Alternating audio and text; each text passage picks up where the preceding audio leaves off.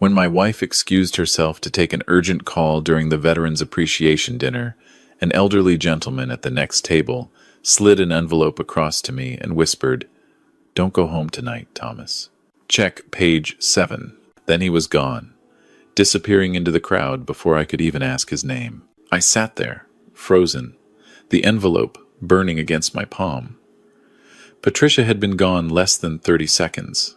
The ballroom buzzed with conversation, veterans in dress uniforms mingling with donors, but I felt completely alone. My hands shook as I looked down at the manila envelope. It had my full name typed on it, Thomas Edward Chen. Not Tom, not Tommy, my full legal name. That's when I knew something was very wrong. Patricia returned 5 minutes later, her smile bright and apologetic. "Sorry, honey. That was the event coordinator. Apparently there's an issue with the sound system for your speech." She squeezed my shoulder. "Nothing to worry about. They're handling it." I'd been married to Patricia for 18 months. After my first wife Margaret died 3 years ago from cancer, I thought I'd never love again. Then Patricia walked into the VA hospital where I volunteer, all warmth and kindness, asking about programs for Gold Star families. We connected over coffee. She listened to my stories about Vietnam, about Margaret, about my son David who served in Afghanistan. She seemed to understand the weight of all those years. 6 months later, we were married at a small ceremony. David couldn't make it, stationed overseas, but Patricia insisted we not wait. "Life's too short," she said. "We've both waited long enough for happiness." Now, sitting at this charity dinner that Patricia had organized, I wondered if I'd ever really known her at all. "Thomas?" She was looking at me with concern. "Are you all right? You look pale." "Just tired," I managed. "Long day at the hospital." "Well, your speech is in 20 minutes. Why don't you go splash some water on your face? I'll guard your plate." She laughed. That musical sound I'd fallen in love with. "Can't let anyone steal your salmon." I stood, tucking the envelope inside my jacket. "Be right back." The men's room was mercifully empty. I locked myself in a stall and opened the envelope with trembling fingers. Inside were photocopies of documents, bank statements, property deeds, legal forms, all bearing my signature, or what looked like my signature. The first page showed a transfer of $200,000 from my personal account to something called Heroes Haven Foundation. I'd never heard of it. The second page was a deed transferring my house into a trust. Page 3 listed me as a board member of Heroes Haven, with Patricia as executive director. Page 7 made my blood run cold. It was a power of attorney document, giving Patricia complete control over all my assets in the event of my mental incompetence. Attached was a psychiatric evaluation from Dr. Richard Morrison, stating, "I showed early signs of dementia and confusion, likely service-related PTSD complications." The evaluation was dated 2 weeks ago. I'd never met Dr. Richard Morrison. I'd never had a psychiatric evaluation. But there was my signature at the bottom, right above the notary seal. I had to grip the stall wall to keep from falling. This couldn't be real. Patricia wouldn't do this. We were married. We were in love. She'd held me through nightmares, listened to me cry about Margaret, supported my work with young veterans. Hadn't she? My phone buzzed. A text from Patricia. "Everything okay, honey? People are asking about you." I forced myself to breathe. "Think, Thomas. You're 70 years old, but you commanded troops under fire. You survived Vietnam, cancer scares, losing the love of your life. You can handle this." But could I? Because unlike enemy fire, this was coming from inside my own home, from the woman who shared my bed. I splashed water on my face and stared at my reflection. Gray hair, weathered face, but my eyes were still sharp. The doctors had given me a clean bill of health at my last physical 3 months ago. No dementia. No confusion. I was sharper than most men half my age. So why did these documents say otherwise? I returned to the ballroom, tucking the envelope back into my jacket. Patricia was chatting with a couple at our table, her hand resting on my empty chair. When she saw me, her face lit up with that smile I'd trusted completely. "There you are. Thomas, this is Dr. Morrison and his wife, Emily. Richard's been doing wonderful work with our foundation. Dr. Morrison stood, extending his hand. He was younger than I expected, maybe 50, with perfectly styled silver hair and an expensive suit. Mr. Chen, such an honor. Patricia speaks so highly of your service. I shook his hand, my grip firm enough to make him wince slightly. Funny, doctor. I don't recall us ever meeting, yet I seem to have some medical records with your name on them. The temperature at the table dropped 10 degrees. Patricia's smile faltered for just a second before returning, tighter now. Thomas, what are you talking about? I'm talking about a psychiatric evaluation I never had. I kept my voice low, controlled.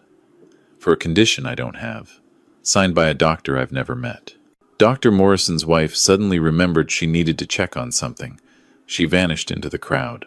The doctor himself stayed, but his friendly demeanor had shifted. Mr. Chen, perhaps we should discuss this privately. I think we're done here, Richard. Patricia's voice had changed too. The warmth was gone, replaced by something harder. Thank you for coming. He left. Patricia turned to me, and for the first time since I'd known her, I saw calculation in her eyes instead of love. Where did you get those documents? Does it matter? Yes. She leaned closer, still smiling for anyone watching, but her words were ice. It matters very much, Thomas. Because whoever gave them to you just made a very serious mistake. The only mistake was thinking I wouldn't notice you stealing everything I have. Stealing? She laughed softly. Thomas, you signed those documents yourself. You just don't remember. That's the tragedy of your condition. The good days make you think you're fine, but the confusion always comes back. Dr. Morrison has been treating you for months. I've never been to his office. Yes, you have. 3 times. You just don't remember. She patted my hand, a gesture I'd once found comforting but now felt threatening. It's getting worse, honey. That's why we need the power of attorney. To protect you. To make sure you're cared for when what? When you have me declared incompetent and lock me away? Her expression didn't change, but something flickered in her eyes. Let's not make a scene. You have a speech to give. All these people are counting on you. I stood, my chair scraping loud enough to draw looks. I'm not giving any speech. And I'm not going home with you tonight. Thomas, we're done, Patricia.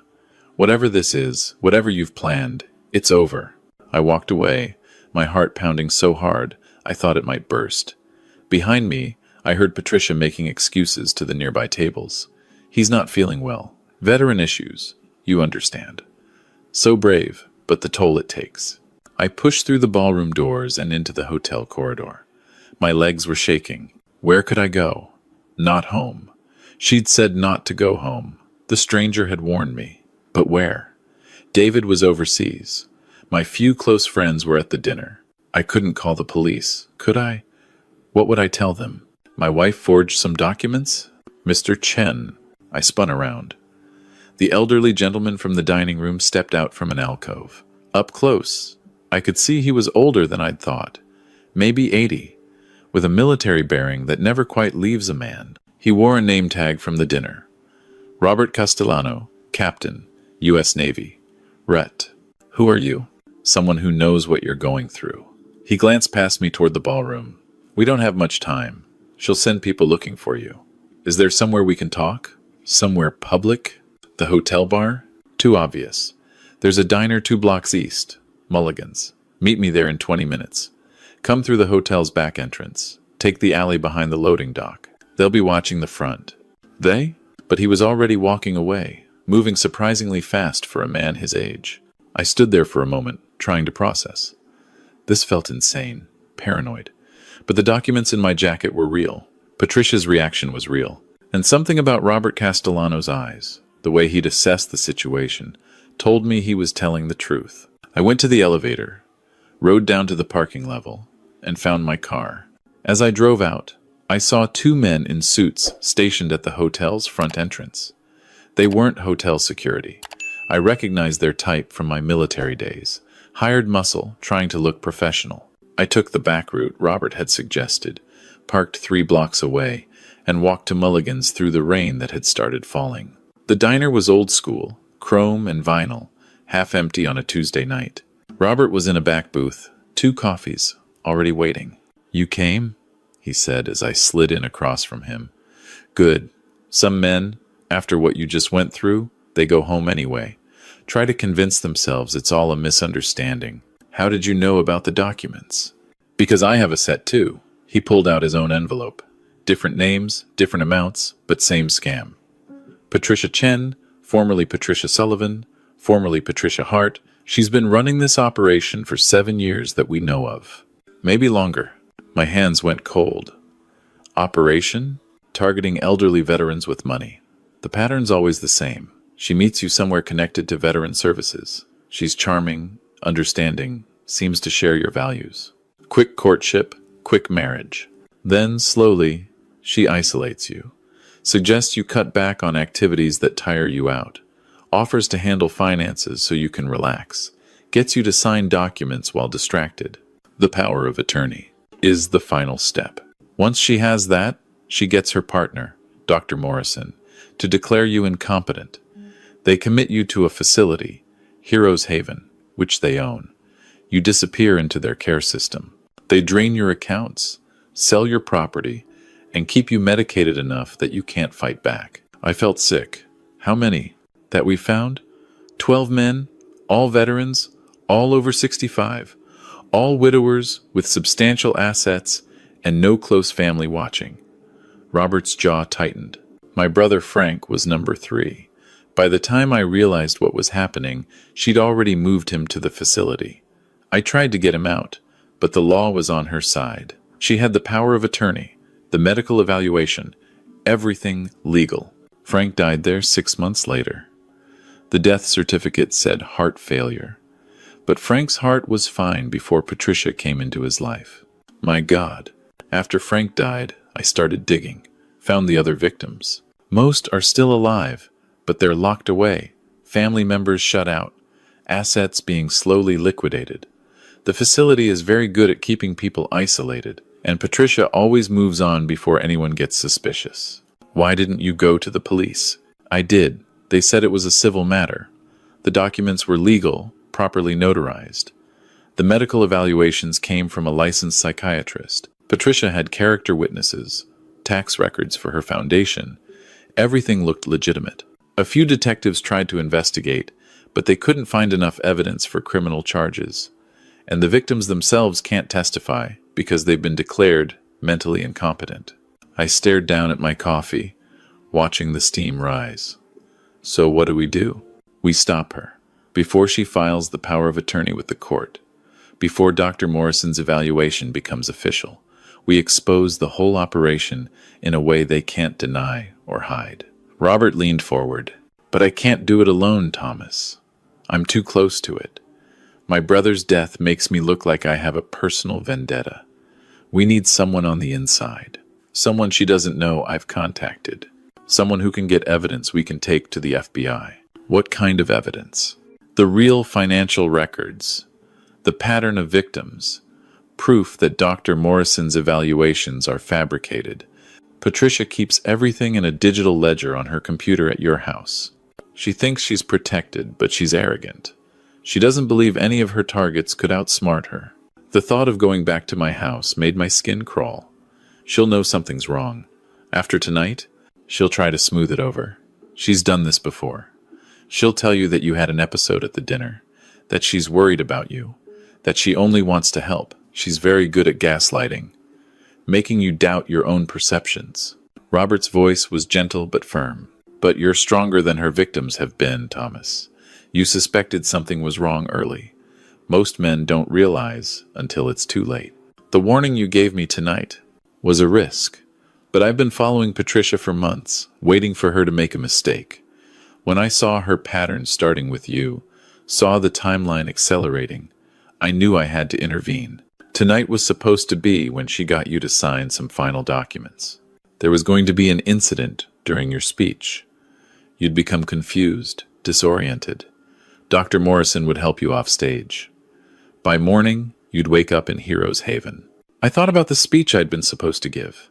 About Patricia insisting the venue needed to be this specific hotel. About Dr. Morrison being there with his wife. They were going to drug me. That's my guess. Your salmon, probably. Patricia would have been horrified, would have insisted you go somewhere quiet to recover. Dr. Morrison would have recommended immediate psychiatric evaluation. Once at Heroes Haven, they'd have gotten you to sign the power of attorney while you were still confused and scared. Jesus, you're lucky, Thomas. Someone gave you those documents before she could spring the trap. I'd almost forgotten about that. Who was your source? Who gave you my files? Robert smiled slightly. I can't tell you that. But let's just say Patricia isn't as smart as she thinks. She's used the same notary for all her documents. Eleanor Vance, 68, works out of her home office. Eleanor's nephew served in Iraq with Frank's son. When Eleanor started noticing a pattern in the documents she was notarizing for Patricia, documents that always involved elderly veterans, she mentioned it to her nephew. He mentioned it to Frank's son. Frank's son called me. So the notary is helping you? She can't refuse to notarize legitimate-looking documents without losing her license, but she can make copies, and she can delay processing until certain people have a chance to act. Robert pulled out a burner phone. This is for you. Untraceable. My number's programmed in. When you're ready to get that ledger, you call me. I'll walk you through accessing her computer. And then we take it to the FBI, along with testimony from Eleanor, financial records showing the pattern, and affidavits from family members of victims. With everything together, we can force a real investigation. Shut down Heroes Haven. Get the victims out. Put Patricia and Morrison in prison where they belong. I took the phone, feeling its weight. This was really happening. My wife, the woman I'd loved and trusted, was a criminal who'd planned to steal everything I had and lock me away. Maybe kill me, like Robert's brother. Thomas, I need you to understand something. Robert's voice was serious. This is dangerous. If Patricia realizes you're gathering evidence against her, she'll move fast. She has people who handle problems. The muscle at the hotel tonight? They're not just for show. One of her previous targets, a man named Gregory Walsh, tried to expose her. He had a fatal car accident 3 days later. You think she killed him? I think she's capable of protecting her operation. So if you're going to do this, you need to be smart. Play along. Make her think you believe her gaslighting, and get that evidence quickly. I thought about running, taking my car and driving until I found somewhere Patricia couldn't reach me. But then I thought about the other victims, the 12 men Robert had mentioned, Frank, who died in that facility. The families shut out, watching helplessly as their loved ones disappeared into a system designed to drain them dry. I'll do it, I said. Tell me what I need to know. We spent the next hour going over details. Patricia's computer was in her home office, a room she kept locked, but I knew where she hid the key. The ledger was encrypted, but Robert had gotten the password from watching Patricia's keystrokes through Eleanor's window during one of their meetings. I'd need to copy the file to a USB drive, plus any related financial documents I could find. One more thing, Robert said as we were preparing to leave. When you go home tonight, she's going to be in full damage control mode. She'll probably have Dr. Morrison there. They'll try to make you think you imagined the whole confrontation at dinner, that you had some kind of episode. Don't argue too much. Let them think they're winning. Won't she suspect I'm faking? Maybe. But she's also convinced that her victims are too old, too confused, too trusting to fight back. Use her arrogance against her. I drove home slowly, rehearsing what I'd say. My house looked the same as when I'd left that evening. Warm lights in the windows, Patricia's car in the driveway beside mine. But now it felt like a trap. Everything about my life for the past 18 months had been a lie. Patricia met me at the door, her eyes red like she'd been crying. Thomas. Thank God. I've been so worried. I called David, but he hasn't called back yet, and Dr. Morrison said, I'm sorry. The words tasted like ash. I don't know what happened tonight. I got confused, paranoid. The stress of the speech. Maybe. She pulled me into a hug, and I forced myself not to recoil. Oh, honey, it's okay. It's not your fault. This is what Dr. Morrison warned us about. The confusion episodes. But we're going to get through this together. Dr. Morrison was in my living room, still in his suit from the dinner. Thomas, I'm glad you came home. Patricia was very concerned. Why don't we sit down and talk about what you're feeling? They worked on me for 2 hours. Gentle voices, patient explanations, carefully constructed lies about treatments I'd supposedly received, medications I'd supposedly been prescribed. They showed me documents I'd supposedly signed, photos of appointments I didn't remember. Patricia held my hand and cried about how scary it was to watch me slip away. I played along. Confused old man, grateful for help, sorry for causing trouble, all while fury burned in my chest. Finally, they left me alone to rest. Dr. Morrison wanted me to go to Heroes Haven for observation, but I'd refused strongly enough that they'd backed off. For now, Patricia tucked me into bed like I was a child, kissed my forehead, and whispered that everything would be all right. I waited until 3 a.m. The house was silent. Patricia was asleep in the guest room, something she'd started doing a few weeks ago under the excuse of not disturbing my sleep with her insomnia. Now I understood. She wanted to be able to move around the house without me noticing. I crept downstairs to her office. The key was where I remembered, tucked inside a hollowed-out book on the shelf. Her computer was sleeping but not shut down. I used the password Robert had given me. The ledger was exactly where he'd said it would be. A spreadsheet with 12 names, dates, amounts. Frank Castellano, $340,000. Gregory Walsh, $280,000. James Patterson, $420,000. On and on. At the bottom, my name, Thomas Chen, $1,100,000 in progress. I plugged in the USB drive and started copying. The file was large, taking forever to transfer. Every creak of the house made my heart stop. If Patricia found me now, Thomas? I spun around. Patricia stood in the doorway, wearing a robe, her hair down. For a moment, we just looked at each other. Then her eyes went to the computer screen. Oh, Thomas. Her voice was sad. Why couldn't you just let yourself be taken care of? Is any of it real? Did you ever care about me at all? She moved into the room, and I saw she had her phone in her hand. Does it matter? You're a means to an end. You all are. Lonely old men with more money than sense, clinging to memories of dead wives and glory days. You practically beg to be taken advantage of. Margaret wasn't just a memory. Margaret's dead, and you would have wasted all that money she worked for. On what? Dying slowly in some veteran's home? At least my way, the money goes somewhere useful. The foundation does real work, Thomas. Heroes Haven is a state-of-the-art facility. The residents are well cared for. Frank Castellano died there. Something flickered in her expression. Frank had a heart condition. These things happen with elderly patients. And Gregory Walsh? I don't know what you're talking about. But her hand tightened on her phone. The USB drive finished copying. I pulled it out and held it up. This is over, Patricia. I'm taking this to the FBI. You and Morrison and everyone involved in this sick operation. She laughed. And tell them what? That your wife, who has power of attorney due to your severe dementia, stole from you. Thomas, think about what you're doing. You're a 70-year-old man who had a very public episode tonight at a charity dinner. Doctor, Morrison has documented your decline. I have witnesses who will testify about your confusion, your paranoia. You're playing right into the narrative we've built. Then why does it sound like you're trying to talk me out of it? Her smile vanished. Because I was hoping we could resolve this quietly. But if you insist on being difficult. She raised her phone.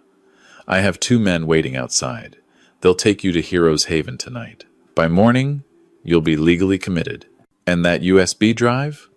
We'll say it's more evidence of your paranoid delusions. Who's going to believe a senile old veteran over a respected psychiatrist and a decorated charity director? Robert Castellano will. I hadn't meant to say his name, but the effect was immediate. Patricia's face went pale. What? Frank's brother. He knows everything. He's been investigating you for 2 years, and he's not alone. There are others. Families of your victims, a notary who's been documenting your fraud. We're taking you down, Patricia. Tonight was just the beginning. She stared at me for a long moment. Then she dialed her phone. We have a problem. Chen knows about Castellano. Yes, I'm sure. No, we need to move now. Get Morrison. Get the team. We're taking him to the facility tonight, and we're disappearing the evidence. All of it. She hung up and looked at me with something like regret. I actually liked you, Thomas. You reminded me of my father. But business is business. Your father must be so proud. My father died penniless, draining my mother's savings on medical care. I learned then that being honorable just makes you a target. Better to be the predator than the prey. I heard cars pulling up outside. The men from the hotel. I had maybe minutes before they broke in and dragged me away. The USB drive was in my pocket, but if they searched me, they'd find it. Thomas, don't make this harder than it has to be. Patricia moved toward me. Come quietly, and I promise you'll be comfortable at Heroes Haven. Fight, and, well, accidents happen. Elderly men fall downstairs, hit their heads. Such a tragedy. I backed toward the office window. Second floor, but there was a trellis. In my 20s, I'd climbed enemy fortifications under fire. At 70, I was about to climb down my own house to escape my wife. You won't get away with this. I already have. 12 times. I heard the front door burst open. Heavy footsteps on the stairs. Patricia smiled. It's over, Thomas. Accept it. Instead, I grabbed her laptop and threw it through the window. Glass shattered. An alarm started wailing. Patricia screamed, lunged for me, but I was already climbing through the broken window, my hands torn and bleeding as I grabbed the trellis. 70 years old. Arthritis in my knees. But fear is a hell of a motivator. I was halfway down when the trellis started pulling away from the wall. For a sick moment, I was falling, seeing the concrete patio rushing up. Then I hit the ground, rolling like they'd taught us in parachute training a lifetime ago. Something in my shoulder crunched, but I was moving, running across the dark lawn while men shouted behind me. I'd parked my car 3 blocks away, Robert's advice. Never go home in the same car you leave in. I made it there, gasping, bleeding, shoulder screaming. Started the engine with shaking hands and drove. The burner phone rang. Thomas? I heard alarms. What happened? She knows. She knows everything. Morrison's coming. They're destroying evidence. I barely got out. Where are you? Driving. I don't know where. Listen to me. Go to the address I'm texting you. It's a safe house. You'll be protected there. And Thomas? Did you get the ledger? I patted my pocket, felt the USB drive. Yes. Then we've got her. All we needed was proof. The FBI has been watching this case for months, but they couldn't move without evidence. With that ledger and your testimony, they can get warrants, freeze assets, shut down the facility. You did it. Frank would be proud. You avenged him. You saved 12 men from dying the way he did. And Patricia's going to spend the rest of her life in prison. I drove to the safe house, a small apartment in a building Robert owned. Inside, I found a first aid kit, clean clothes, and a cot. I bandaged my hands, wrapped my shoulder, and lay down as the adrenaline drained away. 3 hours later, at dawn, federal agents raided Heroes Haven. Patricia was arrested at my house, along with Dr. Morrison and 6 others involved in the operation. The victims were moved to legitimate care facilities. Their assets were frozen, their families notified. The investigation uncovered not 12 victims, but 17. 5 more men who died at Heroes Haven under suspicious circumstances. Patricia and her partners had stolen over $6 million over 8 years. The trial was 6 months later. I testified for 3 days, walking the court through everything. The forged documents, the fake medical evaluations, Patricia's confession in my office. The USB drive was entered as evidence, along with testimony from Eleanor, the notary, families of victims, and forensic accountants who traced the money. Patricia's defense tried to claim I was mentally incompetent, that my testimony was unreliable, but my doctors testified I was sharp as ever. David flew home from overseas to support me. Robert sat in the gallery every day, a silent witness to his brother's vindication. Patricia was convicted on 43 counts of fraud, conspiracy, and elder abuse. Dr. Morrison got 25 years. Patricia got life without parole. Heroes Haven was shut down. The building sold, the proceeds going to the victims and their families. I got my money back, my house, my life. But some things you can't recover. I'd loved Patricia, trusted her, built a future with her. That betrayal lives in my bones now, a permanent ache. Robert and I meet for coffee every Tuesday at Mulligan's. We talk about Frank, about the other victims, about the warning signs we learned to recognize. We've started a foundation, a real one, that helps elderly veterans spot financial predators.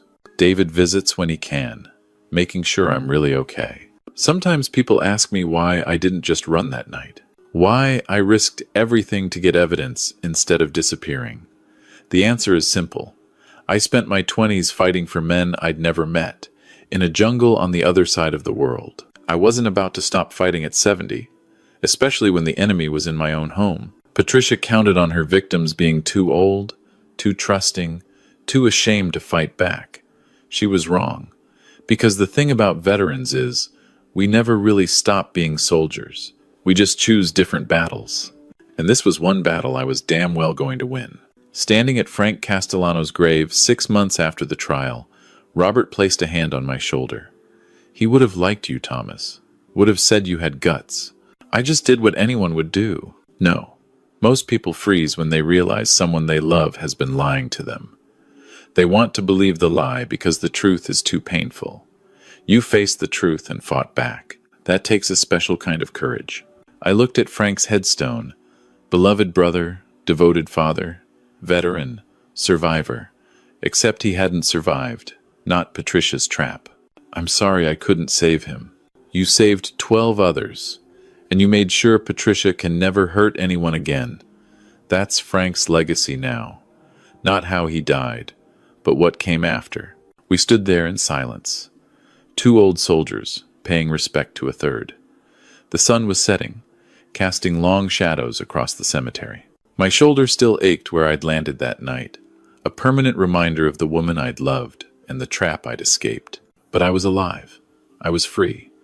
And somewhere, Patricia was learning that predators sometimes meet prey that bite back. I'd like to think Frank would appreciate that. As I drove home that evening, I passed the building that used to be Heroes Haven. It was being renovated into actual veteran housing now, affordable apartments for those who served.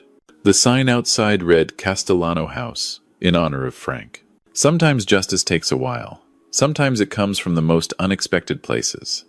An envelope slipped across a table by a stranger with everything to lose.